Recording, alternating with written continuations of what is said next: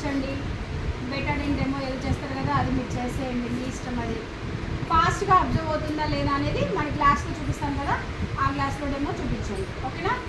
So అది మనము లాక్టిన్ గురించి చెప్పేటప్పుడు. ఇంకొకటి ఇంకా కొంచెం డీప్గా వెళ్ళాలి, మీరు వాళ్ళకి అర్థమయ్యే విధంగా చెప్పాలి అని అంటే ఇంకా కొన్ని పాయింట్స్ యాడ్ చేయొచ్చు.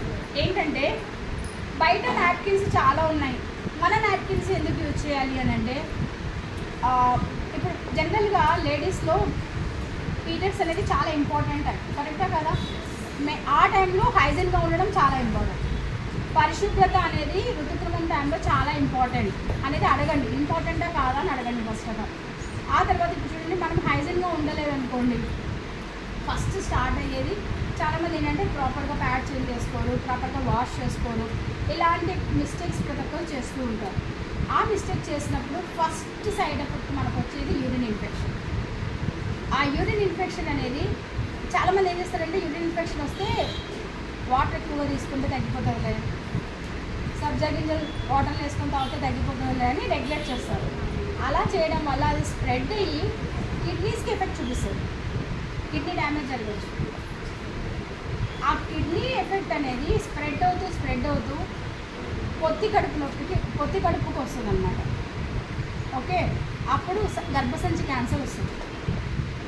సో మీరు అబ్జర్వ్ చేస్తే ఎక్కువగా న్యూస్ చదివే వాళ్ళకి తెలుస్తుంది, జెంట్స్ కంటే లేడీస్లలో గర్భసంచి క్యాన్సర్ ఎక్కువగా వస్తుంది. ఎందుకంటే పీరియడ్స్ టైంలో హైజీన్ మెయింటైన్ చేయకపోయినా, క్వాలిటీ శానిటరీ నాప్కిన్ యూజ్ చేయకపోయినా, ప్లాస్టిక్ మిక్స్ అయినా శానిటరీ నాప్కిన్ యూజ్ చేయడం వల్ల గర్భసంచి క్యాన్సర్ ఎక్కువగా వస్తుంది.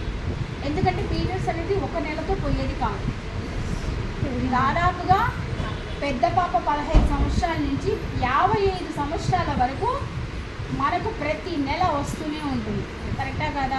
దాదాపు 30-35 ఏళ్ళు మనం అనుభవించాలి. సో అటువంటి టైంలో ఆలోచించండి, మనం ఇలా వాడుతూ పోతూ ఉంటే మనకు ఏదో సైడ్ ఎఫెక్ట్స్ వస్తాయి, గైనకాలజీ సమస్యలు వస్తాయి. సో మై డియర్ ఫ్రెండ్స్, మన ప్రోడక్ట్ ఇటువంటి గైనకాలజీస్ మెయిన్గా ఆ చిప్ ఉంది కదా, ఇంకొకటి గ్రాఫిన్ అయాన్ చిప్లో యూజ్ చేసిన technology FIR technology. Graphene ion chip ఉంది కదా, అందులో యూజ్ చేసిన టెక్నాలజీ ఏంటి? FIR technology. FIR టెక్నాలజీ అంటే ఫార్ ఇన్ఫ్రారెడ్ రేస్. ఎండ నుంచి సూర్యరశ్మి కిరణాలు పడతాయి కదా, అందులో ultraviolet rays, far infrared rays అని 2 రకాల రేస్ ఉంటాయి.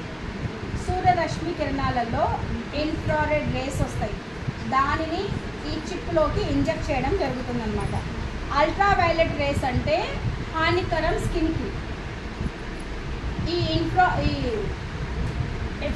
ఇన్ఫ్రారెడ్ రేస్ ఏంటంటే చాలా మంచి కిరణాలు అనమాట. మామూలుగా డాక్టర్స్ చెప్తుంటారు వైటమిన్ డిఫిషియన్సీ ఉన్నప్పుడు మార్నింగ్ టైంలో కొంచెము ఎండలో వాక్ చేయమని చెప్పి, బిఫోర్ 8 o'clock, బిఫోర్ 9 o'clock, చాలామంది 7 o'clockకి 6 o'clockకి ఎండలో తిరుగుతూ ఉంటారు కదా మార్నింగ్. పిల్లలకి కూడా పుట్టినప్పుడు వాళ్ళకి ఎటువంటి జాండీస్ రాకుండా కొంచెం ఎండకు పెట్టమని చెప్తారు. ఎందుకంటే ఆ టైంలో బిఫోర్ 7 o'clock మన ఎండ నుంచి వచ్చే కిరణాలు ఇన్ఫ్రారెడ్ రేస్ అన్నమాట. అవి చాలా మంచిది, మన బాడీ మీద పడాలి.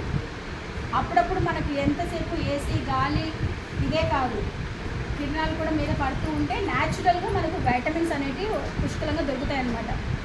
ఆ రేస్ని ఈ చిప్లోకి పంపిస్తారు. దీనివల్ల ఏంటి బెనిఫిట్స్ అంటే బ్లడ్ సర్క్యులేషన్ బాగా ఉత్పత్తి అవుతుంది.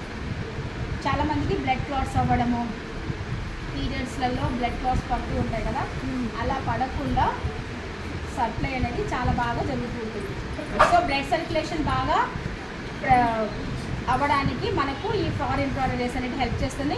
ఎటువంటి గైనకాలజీ డిసీజెస్ రాకుండా కాపాడుకోవచ్చు. అది దీని యొక్క టెక్నాలజీ స్పెషాలిటీ, ఈ రేస్ యొక్క స్పెషాలిటీ. మామూలుగా డాక్టర్స్ ఏమంటారంటే ఈ రేస్ని బర్త్ లైట్ వేవ్ అంటారు, పునర్జన్మ అని. ఏమంటారు తెలుగు? పునర్జన్మనే మేడం. మరి అంత తెలుగు మాట్లాడలేదు నేను.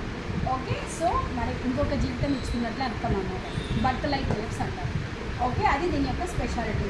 ఈ ఫార్ ఇన్ఫ్రారెడ్ రేస్ని ఈ చిప్లోకి ఇంజెక్ట్ చేయడం జరిగింది. దీనివల్ల మనకు ఎటువంటి గైనకాలజీ డిసీజెస్ రావు, బ్లడ్ సర్క్యులేషన్ బాగా జరుగుతుంది. ఓకేనా?